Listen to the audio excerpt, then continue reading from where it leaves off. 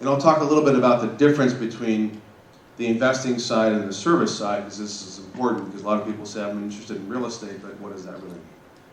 So, anyway, that's the lens I look at the industry through, and so that hopefully I can explain a little bit more simply what is a potential way to invest in real estate. And of course, if there are any questions, please feel free to ask, and we'll have the panel after as well for questions. So I assume everybody understands what real estate is, right? Simply, real estate is a physical property, right? It's this, right? And sometimes real estate could be, the building. Sometimes real estate could be just the land. Sometimes there could be a building on the land, but you could only own the building. Sometimes you could actually own the land, but not the building. So there are lots of different ways that real estate gets structured. And for the most part, if you're buying a piece of real estate, you're just buying the building with the land. But there are many different ways that it gets structured. And so one very simple way is a lease, right? So if you are a renter of an apartment, you control the apartment that you live in through a lease, right? You have an agreement with your landlord to live in that space. If you're an owner of a business that rents space from a commercial building, you're the lessee, right? And you're leasing the property from a lessor, right? So this is important to note, because ultimately you're actually controlling the real estate in the case of being the lessee, right? But the rights may be different. It may be different if you're a long-term lease control. If you have a 25-year lease, you have the right to use that property for a very long time. If you have an apartment that's month to month, you have the right to use that apartment for a very short period of time, right? So there are a lot of different ways that real estate gets structured. When we think about real estate, most of us think about just owning the building. But there are many, many, many different ways that real estate actually gets structured. There's the other part of it is you can be an owner, right? You can be an owner of the physical real estate itself, or you can be you can have a mortgage. I'm sure you understand the difference between being an owner and also being a borrower, right? If you own real estate, and of course, the benefit of having a mortgage is you had to put less money in to start your initial investment, right? If you are a owner and you own the whole thing, you don't have a mortgage, and of course there's you put more money in to buy whatever it is that you bought, assuming you can get leverage. But here's the important part to consider: what happens in that type of situation when you're a borrower, you have more risk, right? You understand what that could potentially be. So, for example, if you buy a piece of real estate and you have a mortgage, the mortgage has something that is there's a finite end to the mortgage. So the lender is expecting that money back, right? There could be a moment in time where the value of the properties fluctuate, where ultimately you don't have the ability to pay it back, and that's what happens in these. You saw those charts where the markets are off. Not all the time; they don't always fully correlated, but a lot of times when the economy is having issues, real estate also will have issues because people can't make good on the obligations. What happened during the GFC, the great financial crisis, the housing crisis we talked about a little bit ago, was that people's assets and their liabilities were mismatched, right? They had short-term liabilities against long-term ownership of assets, and when the bell stopped, they didn't have the ability to pay that back. And that's the mismatch, and that's what caused a lot of that distress.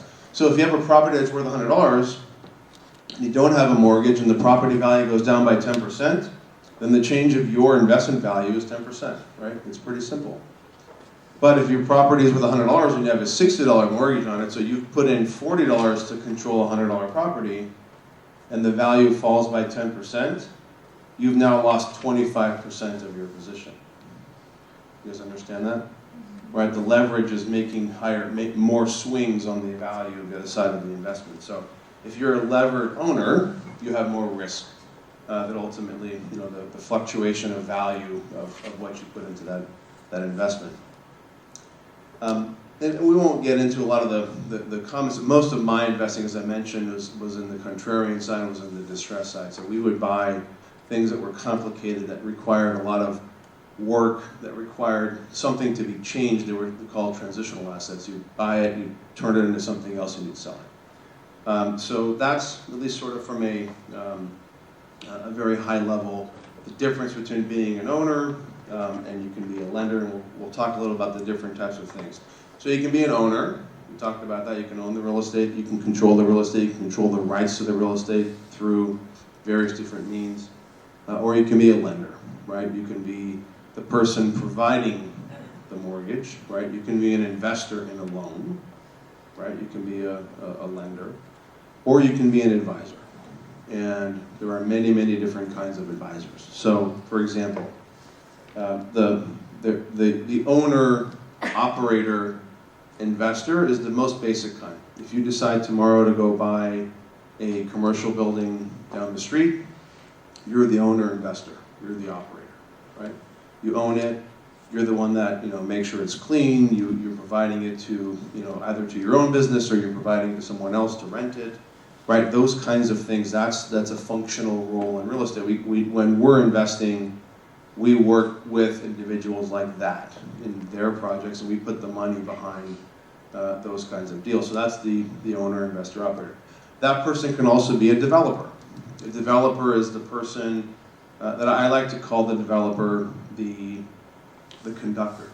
That's the person who does all the different work to make sure that a project starts from the initial day to all the different things that have to happen until you sell it. So you can be the developer. You can be a broker. A broker is somebody who is the intermediary. There are many different types of brokers. You can be a real estate agent. That is the person that helps find a buyer and a seller and intermediates a transaction. When you go buy a home, right, there's a broker involved. There's somebody in the middle. Sometimes there's two people involved. The intermediary, the broker, could also be the person that you go hire to finance the property. So you found something you really want to buy and you want to put a loan on it. You can go find an intermediary that actually can do that for you. You can be the architect. The architect is the person that actually does the design work, right? The architect is the person that decides we're going to build this type of a building and this type of, these are the uses that are going to be in the building, right? The placemaking, if you will. And that's a very, very important function. It's one particular function in many different parts of the entire real estate life cycle. You can be a general contractor, or you can be a subcontractor. You could be the person that does all the work that actually completes the building. You can also be the foremost expert in one particular area of real estate development, right? This building is built underground, right? The complexity involved in creating subterranean space is you need to hire an expert to make sure that when you actually dig the hole, when you put the shoring up, all the things you do here are done correctly. That requires expertise. You can be a lawyer, and I think there are a lot of people that you can generalize the word lawyer in the context of real estate. But the reality is that there are, it's interesting, when you talk to younger folks about going to law school, they want to be a lawyer because I can represent myself. The reality is that even in the world of real estate, there is 10 different kinds of lawyers, right? So you can be a lawyer that is a transaction lawyer, the lawyer that helps document a deal between two individuals or entities. You can be a leasing lawyer, right? Someone that actually is an expert on writing a lease. And leases, if you're writing a big lease for a big company that like the ones we talked about a second ago, you're going to need somebody that knows what they're doing to make sure that the lease is done correctly on both sides. You can be a property and due diligence lawyer, right? Someone that actually comes in and that helps you figure out all the different things that could go wrong in the purchase of what you're doing. You can be a joint venture lawyer or a financing lawyer. So in my world, so for example, when I'm involved in a real estate deal, somebody more than likely has tied up something. They have an idea of what they want to do with it. They come to an organization like mine and they say, I want to do this project, this is the business plan. I can put in 5 or 10% of the equity to do this deal. I need someone to put in 90% of the equity, that would be me, and then we would go out and get a loan together.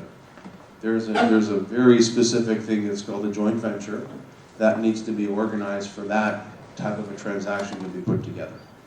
And more often than not, if you're walking down, a major boulevard and you see someone's name on the building, or the building would be more likely a tenant. You see the name of a company on the door, this investment is so-and-so's investment. More often than not, there is an investor or a group of investors behind that acquisition, behind that deal. So there are many buildings in these markets that I have been a part of that are very well known to many of you, but you never know that we were the investor in those deals, for example. So this is behind the scenes. So there are lawyers who do that. And then the other part of law that I think is the most interesting as it relates to real estate is what's called land use. Anybody know what land use law is? So land use law is a lawyer that helps you figure out how to take a piece of property that's doing this to be able to do something very different with it. And that lawyer is helping you get something entitled. And in the state of California, entitlements are really, really valuable because they're very hard to get. We just worked on a project at the AGBU school in Canoga Park where we're building in a building. It took 2 years to go through a very simple process to get that approval to do the building we want to do there. There are much more complicated processes like that. It takes a lot of time, it takes expertise. Someone has to actually say, this is the process, these are the things you have to do, these are all the documents you have to create, these are all the research you have to do, all the testing, all the data you need to gather, and then you go through a process to get that entitlement. So that land use lawyer process is a very, very specific skill set, and a very interesting one. And I think, and it's also, in real estate, a lot of times the value creation is in that land use, because if you have something that's agricultural land and all of a sudden you entitle it to build apartments on it, it's worth a lot more, right? That process of land use change, that entitlement process is a big value creation process. So just some, I don't know how much time we have left, but I'll go quickly and I'll get to some of the sort of ways you can invest in real estate. The world of real estate is changing very fast. I think we talked about AI, the way we use real estate, I think it's changing as fast as it ever has in all of our lives. Office utilization after COVID completely changed. The way that companies have, they use their office, the kind of amenities they need to have in their buildings, the kind of demand from tenants and their employees is very important. Industrial, which is big warehouses, completely changed. Right? Warehouses used to be mostly a place where we did manufacturing, right? Today, there's a lot less manufacturing. In fact, a lot of the manufacturing is now trying to come back to the US because of all the issues that we saw during COVID.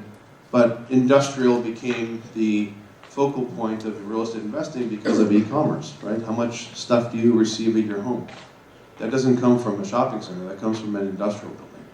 And so industrial became very, very in high demand.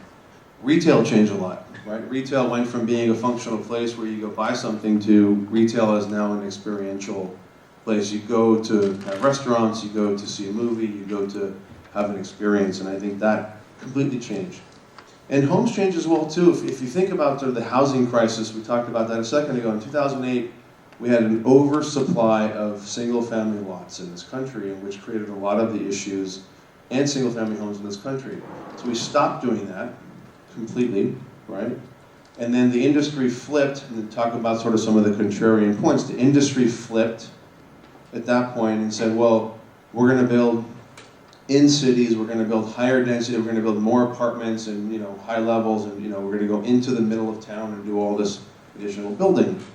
And that was great for a while, but we stopped building homes because we were absorbing all the homes that were sitting in distress for many, many years.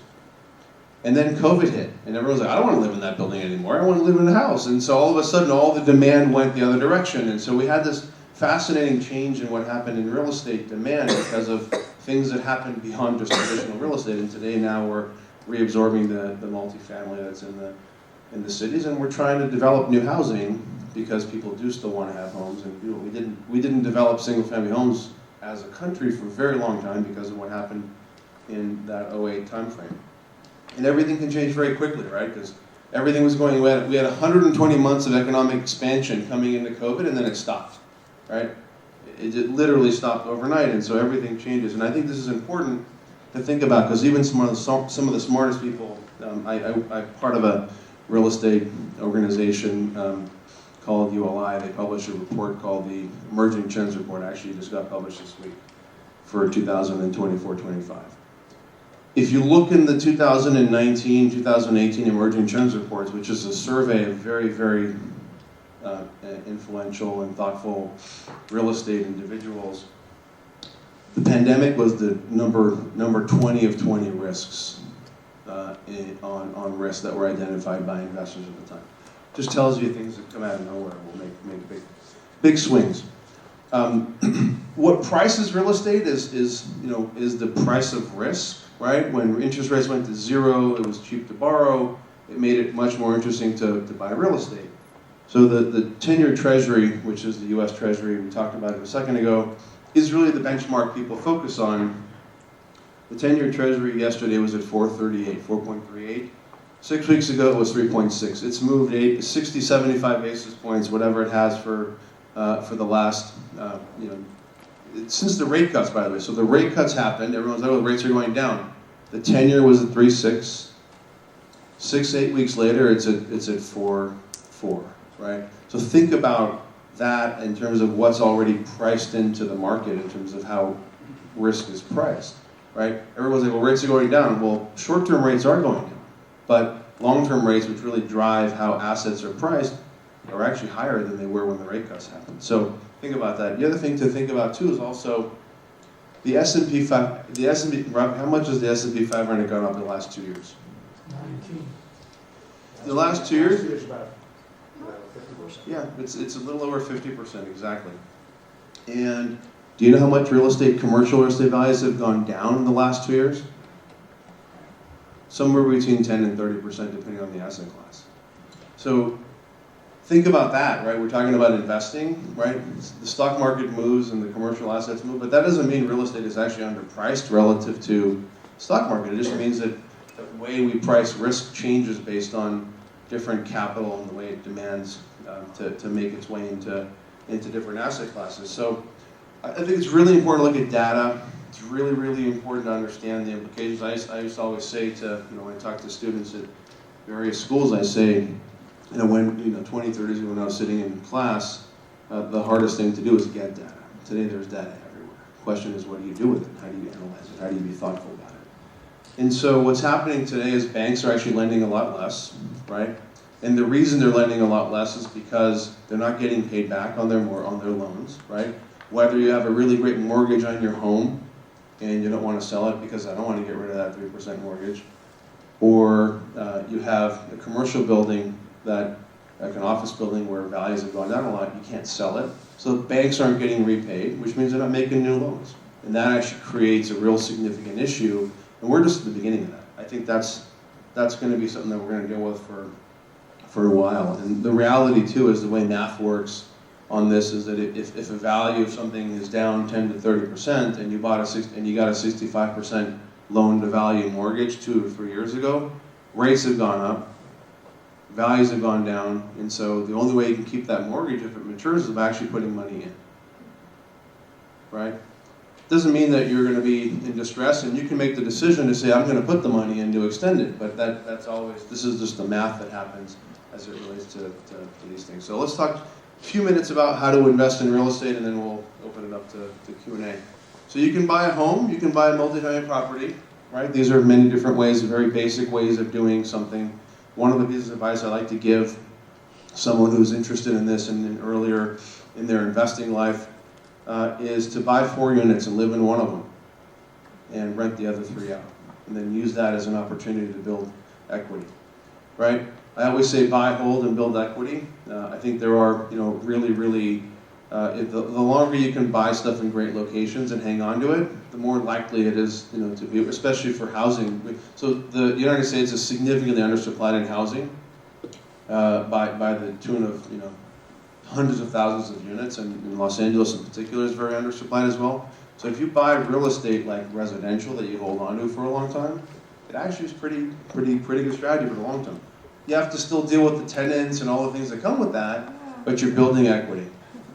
It is a lot of work for sure. If you have a small business, buy an investment property, put the business in there, and there are ways to do that. You can control your destiny in terms of how you're going to do it. You can build equity while you're building your business. But my caution is you got to finance it wisely, right? When short-term rates are very low, everyone's like, well, I'm just going to borrow short-term because it's only 2 or 3%. Well, they went to 7 or 8% now. All of a sudden, it's no longer inexpensive and cheap, right? But you can get a mortgage for 10 years or 25 years, or whatever it is, and it all of a sudden is better. So think about that, and that's again that mismatch we talked about earlier. Save for contingencies. There's always going to be something that's going to come up. There's going to be a leak somewhere or a problem somewhere. It's not always insurable. There's always things that need to be done. Or maybe you get a great tenant. Maybe a tenant comes to you and says, I love this building and I want to do this, but I need all this money to do it, but I have great credit. So you can do all the work to put me in this building, and I'll pay you rent for the next 25 years. And well, what am I going to do now? I don't have. So always save for contingencies when you have things like that. There are a lot of other ways you can buy into REITs. REITs are real estate investment trust. That's really a thing that is done through the public markets, and it's a great way to get exposure to real estate. You can buy mortgage-backed securities, which is when a mortgage is originated, it usually gets repackaged and sold, right, to investors in buckets, and you can buy into those different buckets, and they're liquid, right? You can buy into that and say, today I'm interested in this because it's generating this much yield, and tomorrow it may change, and you may decide you don't want it anymore, but you get exposure to that. You can invest in a friend's real estate deal. This is called the syndication, right? Somebody may come to you and say, I'm buying an apartment building, and I'm going to get 25 people to throw in some money. It's wonderful. It's a great way to do it, and if you have the right, if you trust your relationships, you can do that. But remember, that's illiquid, right? Illiquidity means you can't get your money out if you needed it on a dime, right? You're basically beholden to the strategy of the person that's putting that together. And so, understand the strategy. You can invest in a professionally managed investment fund, right? That's what I talked about, that's what I do.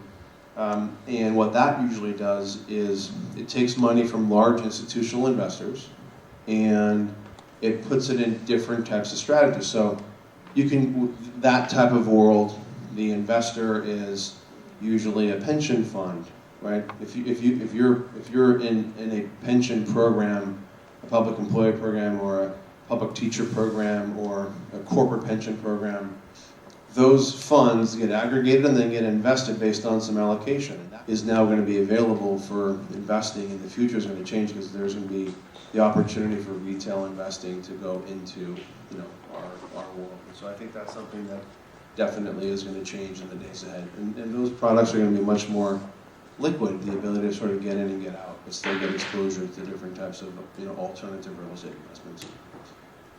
So I'll stop there with real estate. The one thing I will say is, for those of you who are interested, there are many, many industry organizations to be a part of.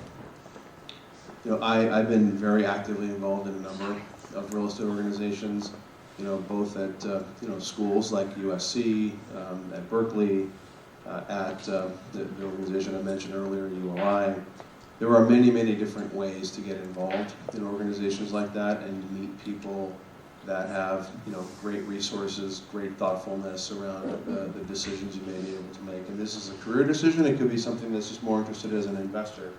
And so there are lots of different ways to get exposed to these ideas. But if there's an appetite and an interest, definitely I encourage you to find the different ways and invest in real estate. Because over the long haul, it is a great way to buy, control. Because remember the famous word that we keep hearing on the news nowadays is called inflation, right? When you have inflation, the cost of goods goes up. When the cost of goods goes up, the replacement cost of real estate goes up, which means that if you have a home that cost $1 to build last year, today it may be $1.10 to build, right? And so think of it that way, right? Real estate appreciates with inflation going up. So that's a little bit of inflation for real estate is a good thing. Obviously having a lot of inflation is very difficult and is a problem. We have tremendous inflation today in insurance. We talked about that, I think, a second ago. Inflation in insurance has become a big problem because of the cost to insure has gone up, and not necessarily because of maybe, well, California has wildfire issues, right? Florida has wind and water issues, and so when an insurer says, hey, you know, I'm going to look at my whole basket of things, they're pricing risk based on all the things that can happen to them. So with that, I will stop. If there are any questions I can answer, or we can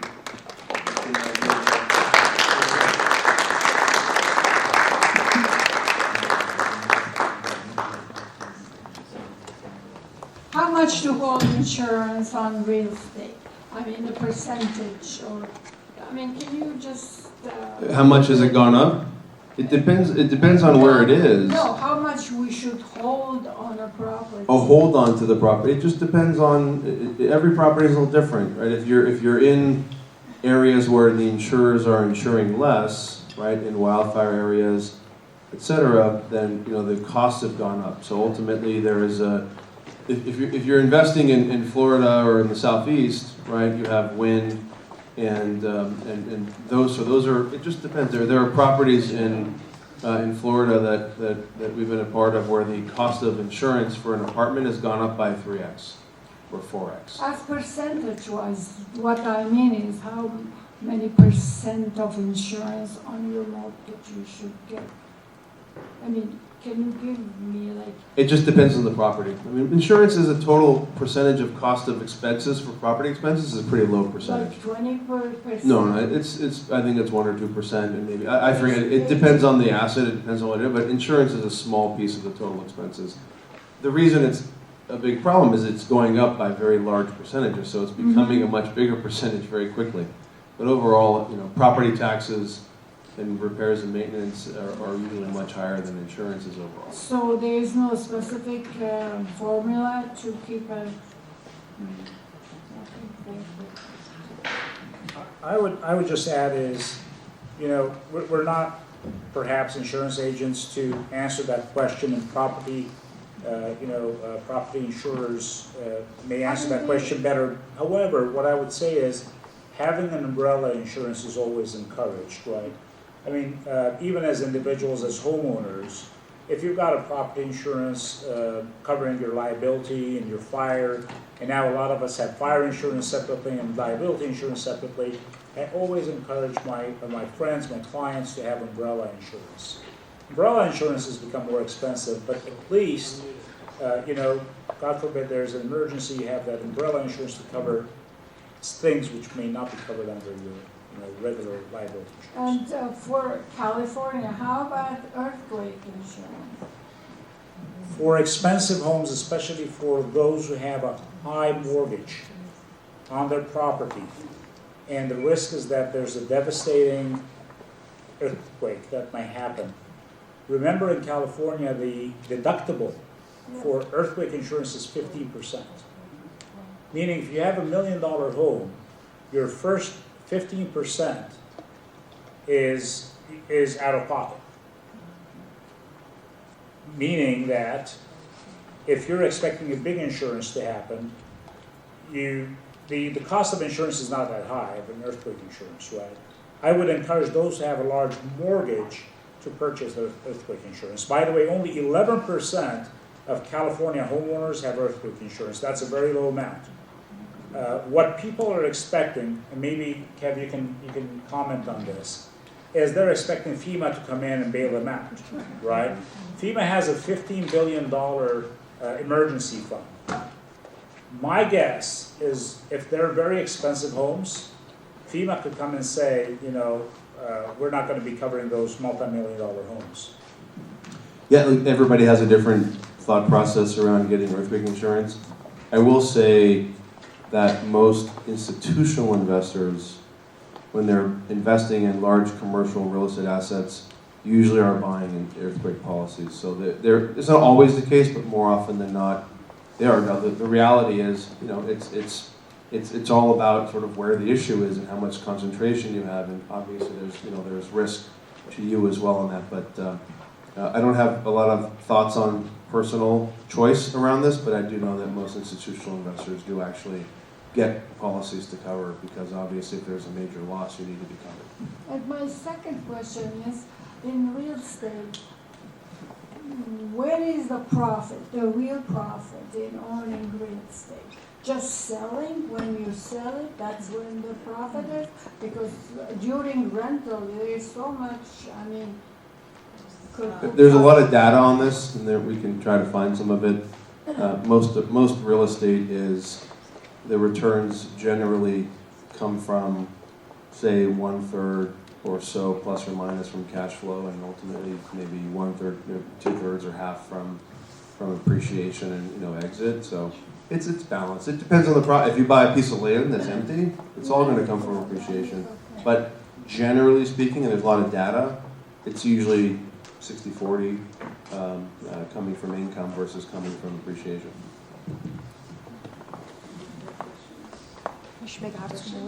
Christine? I got one. Go.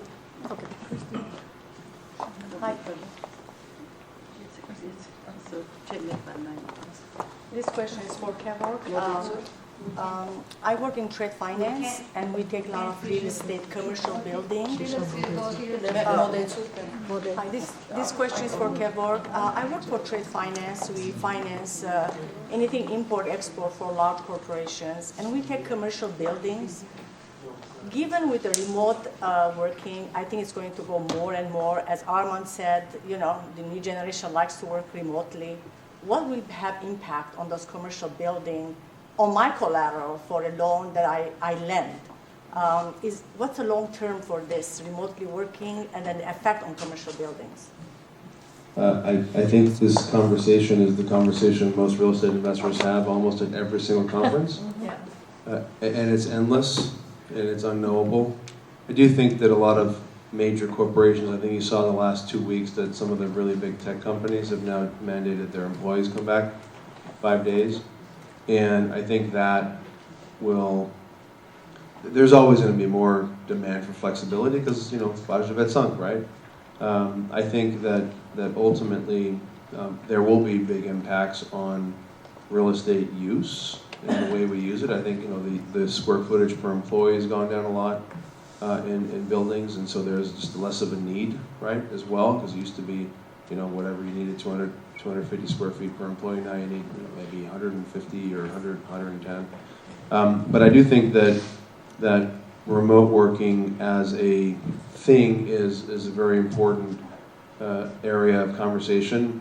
Most organizations believe at a minimum that employees will be in the office 3 days a week.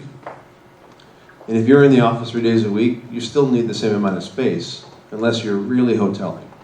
And hoteling is hard, and so ultimately, other than sort of just functions that are going to be purely outsourced, and by the way, AI will have a huge impact on this too, because ultimately, we have the ability to utilize computers now to do different functions, and that those roles will, either go into the computer or we'll need one person to do that instead of 3. And I think that ultimately is an impact. So you're asking exactly the right question, but it's tough and it's very property specific. I think each property has to be stratified based on its own characteristics of how it will ultimately change based on that shift in the future. Hi. First of all, thank you, Hye Geen, and thank you all. Congratulations for your inspiring speech. Teacher, we're a couple of teachers here. I just want to know about these rent increases. Isn't there some kind of, not rent control, but I'm talking price gouging? It's really bad because I have friends who moved to Armenia or wherever. They can't afford single. It's like $2,000. Who decides these things from $1,000 to $3,000 a month for a 1-bedroom? The market ultimately it sets price, and it's based on demand, right? So if we're short of housing in this city, which we are very significantly, that just means that rents will go up more for that which is available. So ultimately, there are a lot of rent control provisions that already exist in the state of California, and there are other provisions that have passed to limit the amount of increases. But certainly, I think overall, the issue is supply. So at the end of the day, to the extent that you actually increase supply to actually meet the needs, then ultimately that takes that pressure off. But at the same time, the cost to build has gone up very, very, very significantly. So construction is completely stopped, right? Because costs have gone up so much, and of course, cap rates have gone up. The way real estate's valued is gone up a lot. So people aren't willing to take the risks anymore. So construction supply has significantly stopped. If you look around, the communities that you're in, very significantly. And those won't start again until we get back to some equilibrium around construction costs and what ultimately the value is. Unless there are other programs, and of course there are many programs that are out there that are trying to be formed around more affordable housing or different types of housing. But at the end of the day, there is such a significant demand for it that people are pricing based on that demand.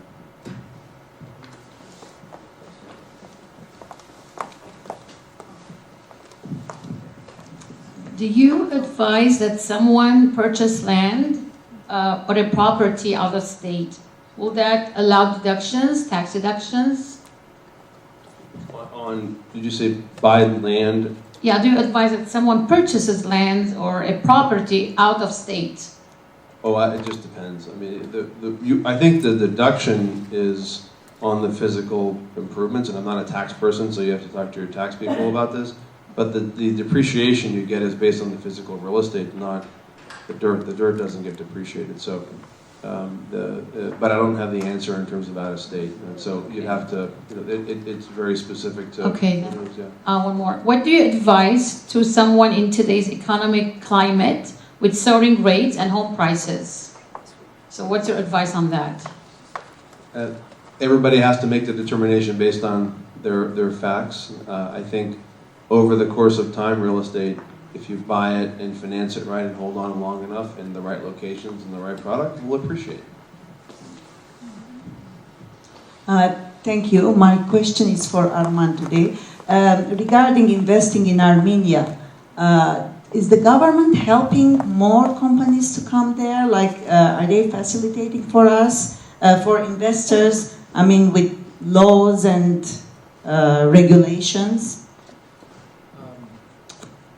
In terms of regulations and compliance and opening up, yeah, a lot more.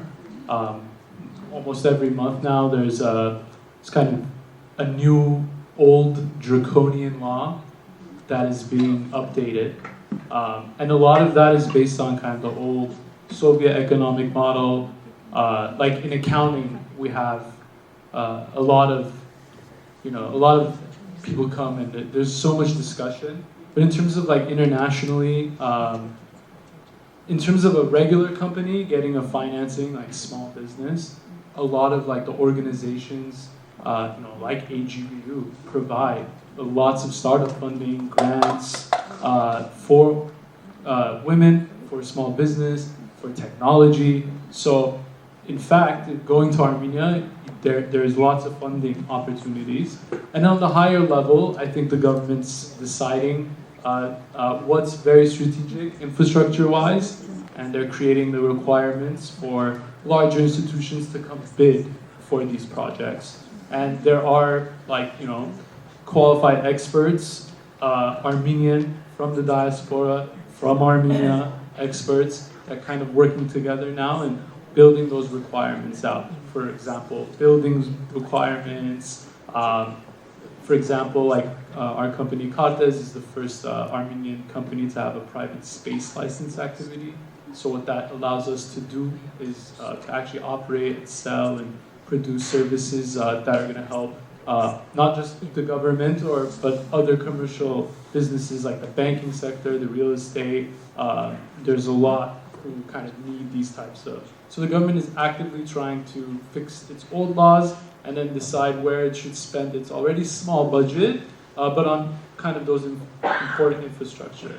And then again, there's a lot of nationalized assets that are important to every day in Armenia, like the rail system that is not owned by an Armenian business or by the government. So these are other issues that they have to decide, politics, economics, and make those decisions accordingly. And these will be decisions not just this government's going to be making, but anyone for the next 40, 50 years. How much are women involved in business in Armenia? Yeah, it's not just technology, to make that clear. overall, I don't know the right number, but from my experience, it's the majority of the room. And now there are less male CEOs and executives, and more women CEOs and executives, and rightfully so. The women culture in terms of the work is much more. It's at a different place. I mean, I think that's based on circumstance and based on a lot of young men in Armenia. They're also deciding, what do I do? Do I take the education route? There wasn't the traditional kind of, the factory setups in Armenia. That machinery and industrial isn't there anymore. So a lot of young men who would go into those traditional fields are trying to figure out what they can and can't do. And a lot of people have come here. So I think women now there's an opening for them to take these roles. And then in banking, like I was saying earlier, there are tons of amazing women they're running the show, charging millions and hundreds of millions of dollars, hundreds and thousands of people's lives. So that's very inspiring, absolutely. Good. We're so happy about it. Yes. Okay. First of all, thank you for being here. My question is, you're a student who just graduated university with a huge amount of loans with interest on. It was nice to hear your inspiring story, Armand, but how do you become financially secure so you can move on to Armenia, or probably start investing or start a job, or even consolidate your loans was very high interest? Yeah. If I made the impression that I am financially successful, no. An entrepreneur's life is really up and down. I mean, my parents could tell you. It's an up and down battle. It's always where am I going to find the next customer? How am I going to manage my cash flow? It's not easy. And that's why doing this multiple times, the first lesson learned was have stability. And I think more companies now allow you not to obviously work on their time, but companies know that there are like side hustles, as we call them. There are ways more and more people are getting involved in their day-to-day business, opening up Instagram accounts and selling like artisan or selling shirts, selling food, baking. All of this entrepreneurial is your first start outside of college. And so when you find that stability, you find your first job, a lot of people, they get shocked. They're like, this is not what I expected it to be. 9 to 5, and there's a big shock for that. So I say, don't be foolish like I was in the beginning and just jump to that risk, because it's tough. When it doesn't work, you're scrambling. You have to find your next spot. Where do I go from there? Because, if we were all successful, we'd be having a different conversation in a sense, right? But as someone who's a working entrepreneur, who's still trying to get to certain levels of achievement and success with our businesses, it is really hard. And I don't necessarily recommend you take that entire leap unless, you are at a place where there's milestones your business has achieved, there are investors who've invested in you, not just family and friends. So to start your own thing, I think, again, once you have a stability, you find yourself in your career, I think finding that alternative way, you can also find happiness and make money. It will allow you to still be part of your passions. And I think that's what a lot of young people are doing. They think they have to sacrifice everything that they care about to get into the field that they studied for. And so this is a challenge. A lot of young people, they're saying, I'm undecided, I don't know what to do. They graduate, they say, I'm undecided, I don't know what to do. Because again, it's hard to take that leap because you need to be financially stable. So now, I do that mentality, I use it. You have to have stability so you can grow. So that's kind of my 2 cents. Don't dive all the way. Dive slowly. Make sure you have something that's anchoring you, and you can start testing yourself as an entrepreneur.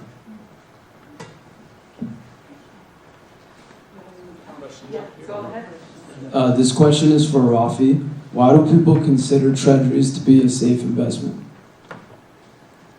U.S. Treasuries? Treasuries, you said? Yeah. Okay, so that's a good question. Question was about treasuries. So as I was mentioning during my presentation, that interest in treasuries, especially among retail investors, grew a lot over the past few years. And remember, U.S. treasuries are issued by the U.S. government, and they're fully backed by the full faith of the U.S. government, meaning that when you're investing in bonds, think of yourself as a lender, right? You're lending your money to an entity. In this case, the entity is the U.S. government. And in this situation, you have faith that U.S. government will return these funds back to you, right? Not only the principal, but also the interest.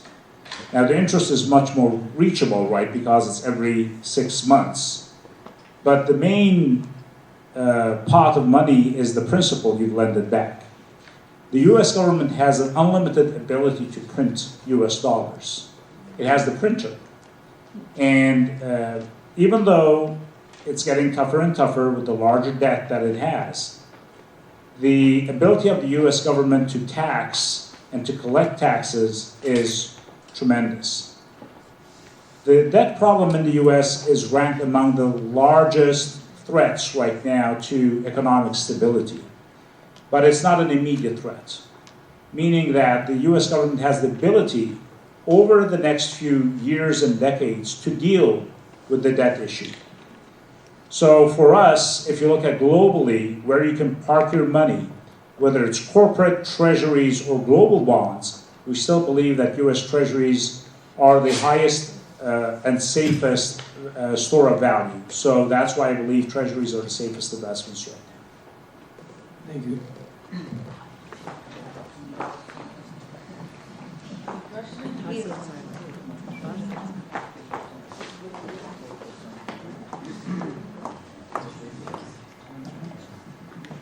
Hi, my question, I guess, is targeted more to Armand.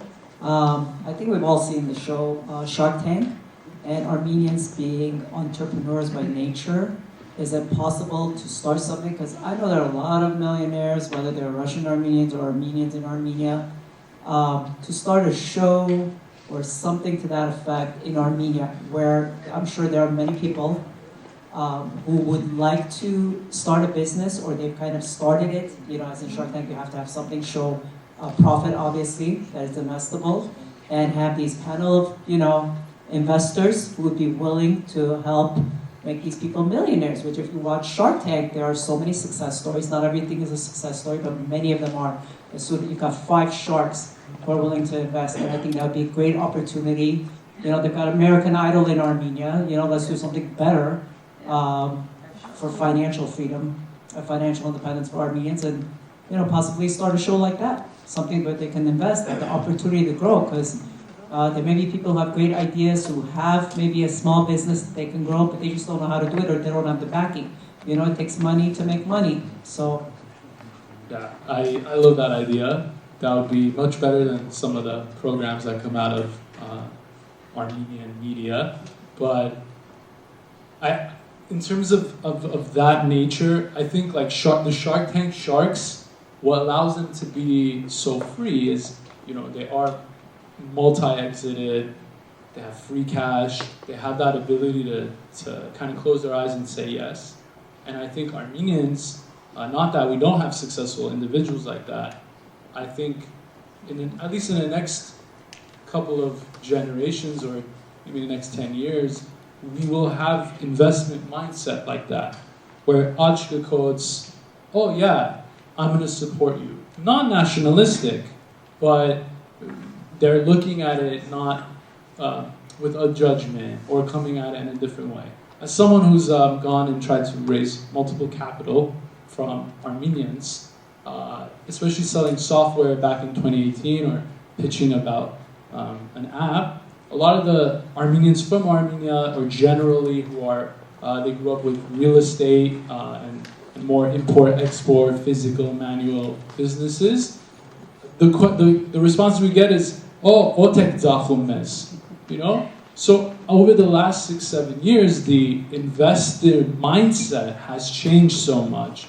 And right now in Glendale, there is a group called Hero House Glendale, and they are an investment group from Armenia called SmartGate, who's actually opened up a community center in Glendale, and actually the city of Glendale now funds Hero House to do these types of pitch competitions, entrepreneurial stuff. And in Armenia, in the same way, almost every weekend there is an organized attempt.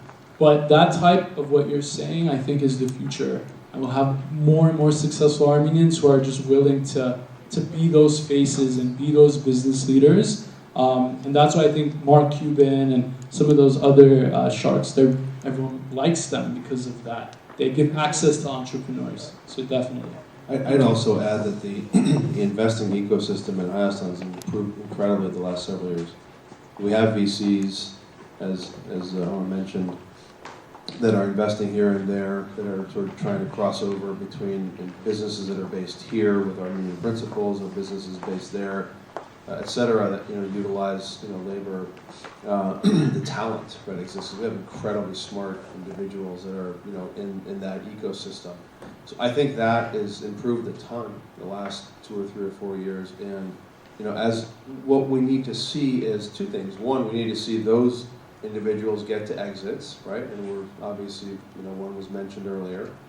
Two is we need to have more Armenians who are actually experienced in the investing world, right? Then we need to have more venture capitalists, more private equity, more investors that aggregate capital for this type of investing. And as we have that generation, and there are several groups that have been formed or in the formation right now in California that are exactly that. As we have more and more of those, I think you're going to see a lot more of that type of, it may not be a TV show, but there definitely is people to go talk to now around investing in businesses that are funded by Armenian entrepreneurs. And actually there's one that's dedicated to Armenian women entrepreneurs. So, I mean, there definitely is an ecosystem that's forming out there. How about real estate in Armenia? What's going on? I don't have a lot of the fundamental basis of real estate is that there is a rule of law and their property rights, and I think that is an area where the government can, organizations need to sort of figure out how to really create that ecosystem to make sure that it's acceptable for people. People are buying homes there, of course, but I think the question really becomes, how do you become an investor in real estate based on what those rules are? And I think that's whatever we can do to articulate what those are. I don't do anything over there. I do invest over there. I don't invest in real estate there. I do think that ultimately, as those things develop, hopefully there'll be an opportunity for that. But I don't have an opinion. How about Raffi? When do you think a young person should start getting involved with the market? I mean, I know that there are children who get gifts, and then their parents invested for them. Do you think that's a good idea? That's a very good question. I actually, I had one client who wanted to open an account for an unborn child. So that was too early for me because, I said, well, why don't you wait for the child to be born before you open an account?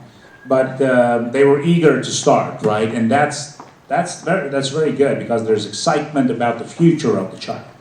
Now, there's this principle of compounding, right, in investing, whether it's fixed income or equities. But the power of compounding is like Einstein even didn't understand what it meant, right? Because for him it was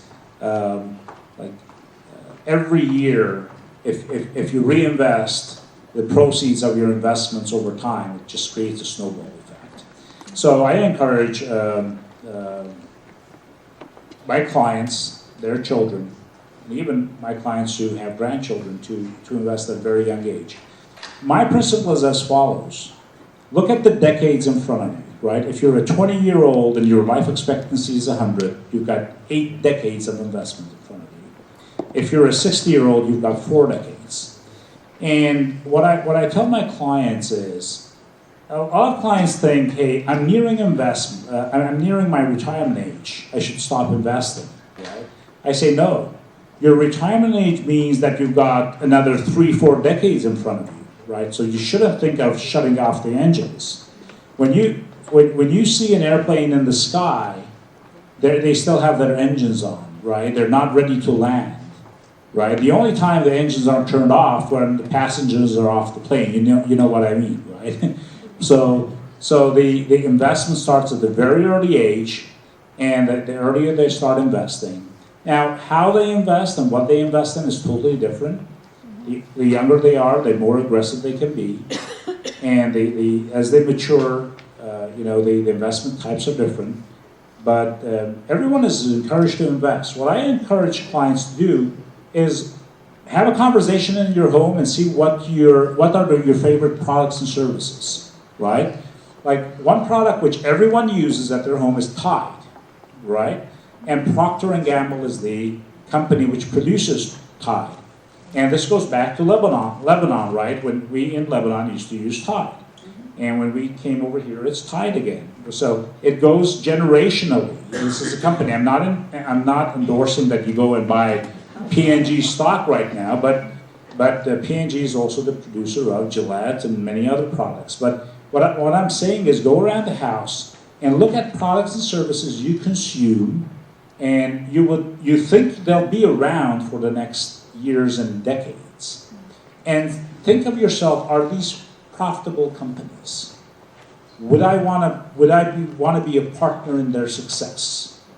And pay attention to the words I'm using, right? You're a partner. When you buy a stock, when you buy a share in these companies, you are becoming essentially a partner in the success of these companies. Coming back to your question, the younger these kids are. Now, always pay attention of the vehicle you use as well, right? A lot of parents want to save for college. There's specific vehicles for that, and a lot of people just put money in a saving account that probably is not the right vehicle or a custodial account. So we had a conversation over lunch with a client the other day, and he was just saving in the wrong vehicle. And so tax efficiency is a major concern, and there are vehicles for young children especially where you can invest in a tax advantaged manner for them. So I encourage kids at a very young age to be involved in the conversations as well when it comes to investing. I have a story I'd like to really tell that hits this point. I 100% agree with what he just said. So 2013, I was in Chicago for a real estate meeting. I was at a hotel where there was a lot of people that were waiting for a cab amongst the sort of real estate peers of mine who had the ability to do, whatever they needed to do to get to a meeting, and they were late to a meeting, and they were very frustrated because it was raining in Chicago and there was no cabs, and the bell person was down on the other side of the street trying to get a cab to come down to take all these very frustrated individuals to their meeting. And we were all standing on the sidewalk. There was probably 19 of us. And a USC student, this is in Chicago, USC student comes walking out of the front door through the turnstile, comes across the sidewalk. As he's walking towards the sidewalk, a gray Honda Civic comes up to the curb. At the same time, he gets in the back seat and he drives off. And everybody looks at each other, and people are very frustrated as they get into that meeting. And someone turns to me and says, "I think that was an Uber." That was 11 years ago. A USC student figured out how to get to his meeting while the rest of us stood there frustrated. Your kids are going to see things before you do.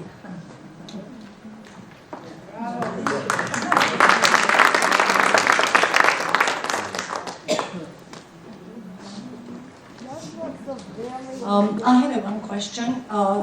In general, for Armand, I am pro-investment in Armenia, and I'm pro for trade. between countries, even with Turkey, even, as long as we create jobs in Armenia. I think in order to be successful, Armand, we need to have a liaison between Armenia and here. I had a client, they do underwears, Fruit of the Bloom, we finance those, and they wanted to have manufacturing, cheaper manufacturing, which is they do in Vietnam, Bangladesh, and I told them, how about Armenia? And okay, but how am I going to, I don't have nobody to coordinate this, but I find out somebody in Armenia, and then all the VPs, manufacturing people, they went to Armenia. Sometimes I say, I wish I didn't refer, because when they went there, they were disappointed. The equipments were old.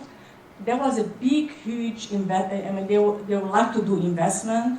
There's so much opportunity here that we can relate to Armenia. Even there's a lot of conventions. I don't see Armenia presenting.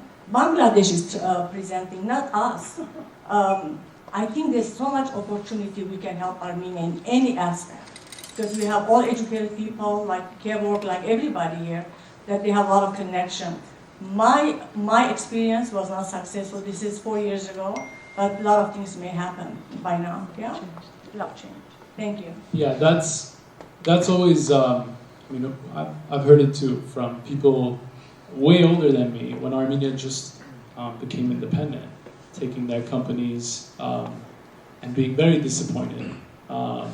And in a lot of companies outside of Armenia making investments, and as we know, things haven't gone to plan. That's the risk, generally speaking. Now, I've done it, and what my advice to you is, you can't do it from here. You need to go. I've spent months in Armenia. Getting yelled at to come back home, but it takes time. There's multiple people you have to meet. First of all, you're going to Armenia. They have their own business climate.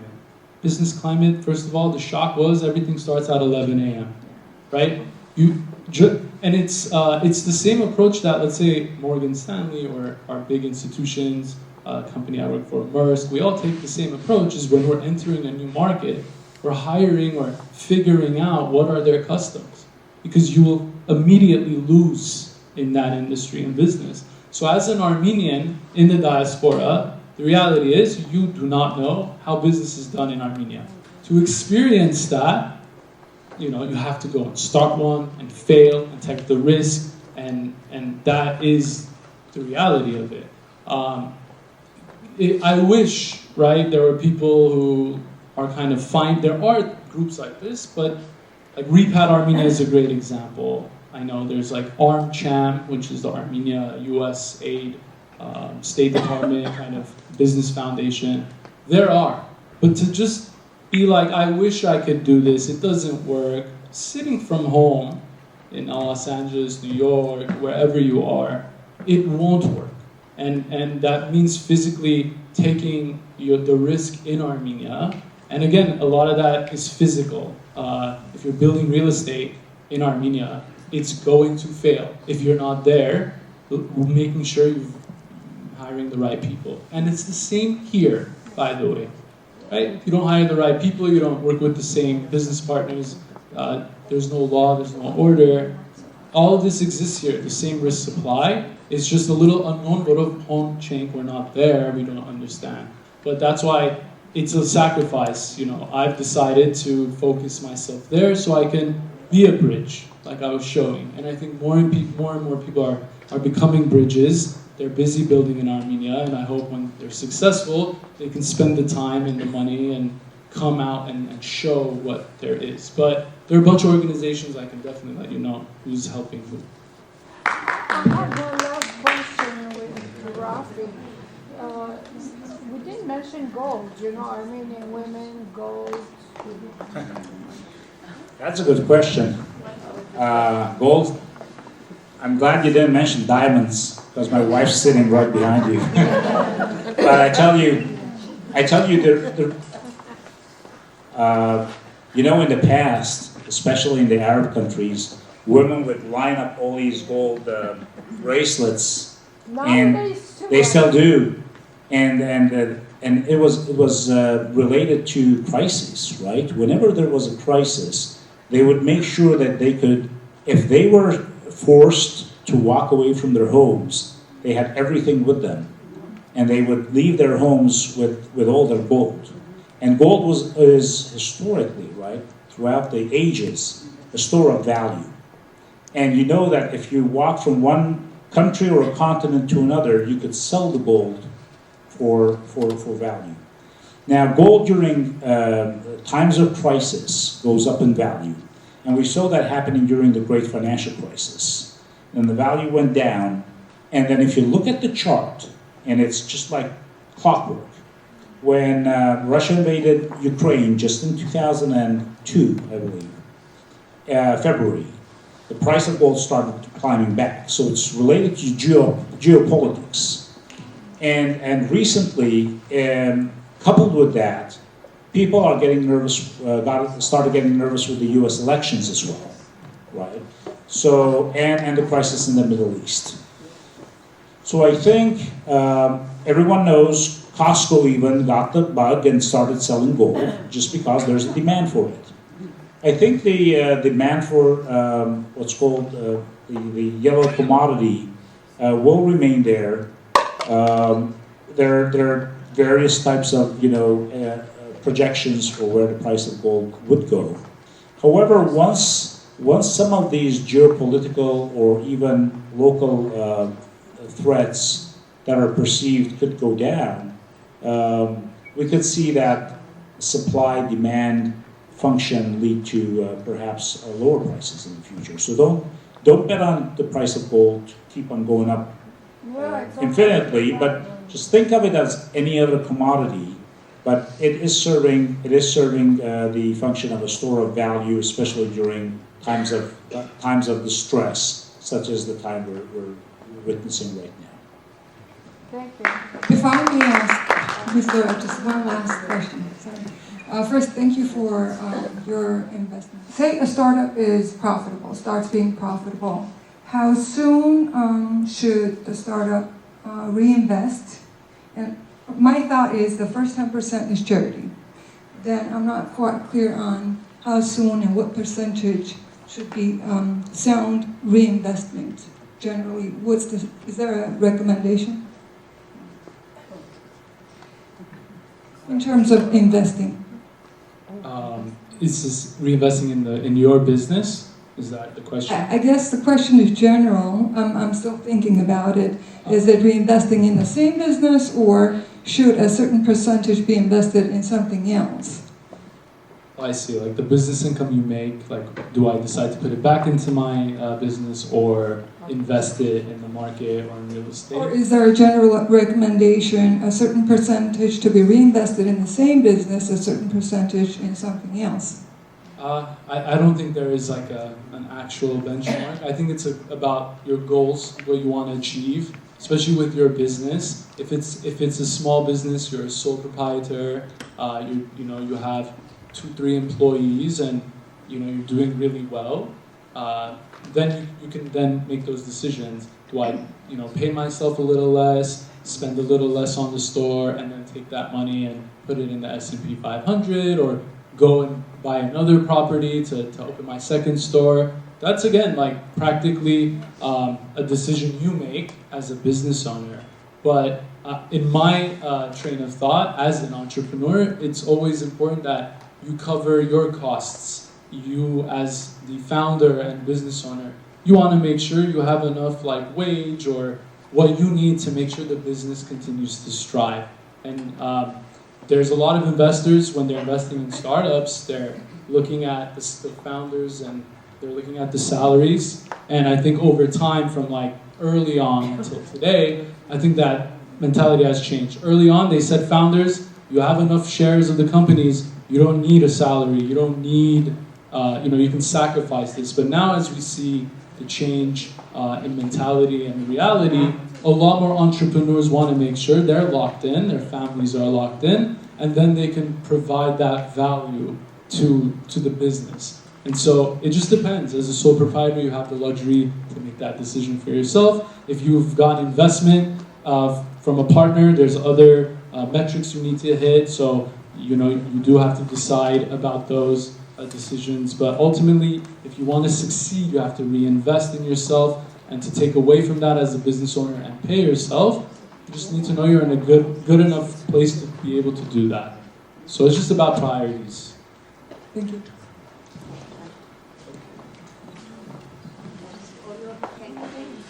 Վստահ եմ, թե շատ հարցումներ ունիք, գրնակ ձեր հարցումները քրել թուղթիմը վրա, հասցնել վարչության, որտեղ վարչությունը կձրակրե աբակա հերադեսիլի ձրակիրներում մեջ, հանդիպում ունենալ մեր 3 մասնակետներուն այդ զատ, եւ վստահ եղեք ձեր հարցումները դեղ կհասնին եւ պատասխանները կլսեք։ Որտեղ երկար է, ամենքը թողնեցակ գիտեմ, շնորհակալություն խոսք ունենք մեր 3 մասնակետներուն, բարոն Քևորգ Զորյանին, Raffi Kendirjianին եւ Armand Yerjanianին, որ ուրախությամբ ասեմ, որ իմ աշակերտը եղած է։ Շնորհակալություն խոսք ունենք վարչության եւ նանորին, որոնք երկու օրվա մեջ աշխատեցան, որպեսզի գարենան այս ցերնարգը ցեզի հրամցնել։ Շնորհակալություն խոսք ունենք ցեզի։ Գիտեք, լավ կյանքիմը, ուրախ կյանքիմը Քրավագանը երկու բան է։ Առողջ ապրիլ եւ նյութական ապահովություն ունենալ։ Որոնի երկու քնալ 100% մեր ցերքի մեջ չէ, բայց գարելինի սկնենք։ Ուրեմն ուշ չէ դագավին ապահով աբակամը ունենալու ծրագիրը մշակելը։ Քիչ առաջ խոսողները մեկը ասա ուշ չէ, եթե 60 տարեկան է, 70 է, դեռ 3 դեկեդ ունի, 4 դեկեդ ունի, ուրեմն երբեք ուշ չէ։ Այսօր վնեք կացեք, լավ տասարիք, մտածեցեք, զրակրեցեք, որպեսզի ավելի առողջ եւ նույնպես ապահով ավակամ ունենան։ Շնորհակալություն։ Չեմ գիտեր, եթե նկատեցիք, constantly անուններ կտեսնեիք մեր 9 գետրոններու, հղի կանանց գետրոններու անուններն են եւ տեսակ նկարները եւ Tuga ինչպես GoFundMe-ն է, tuga դրնակ օգտակար լալ GoFundMe-ով պայման չէ, որ չեմ գիտեր կովերտիկներ կա, որ 1000 տարեկան որ չափ է 5 տարի պետք է մաս կազմեք մեկ կետրոնի, բայց քանի տարվա մեջ վերջին 4 տարվա մեջ 5 հատ նոր կետրոն ունեցանք եւ Ղարաբաղի դիգիները, որ մեկ մասը Գորիս են, մյուս մասը Երևանի մեջ, այդ պատճառով մենք ասկոֆանին նրած են։ Այդ խնդրեմ պայման չէ, ինչպես ասի $5,000, $6,000 մեկ կետրոն տարեկան contribute-ն է, դրնակ բզդիկ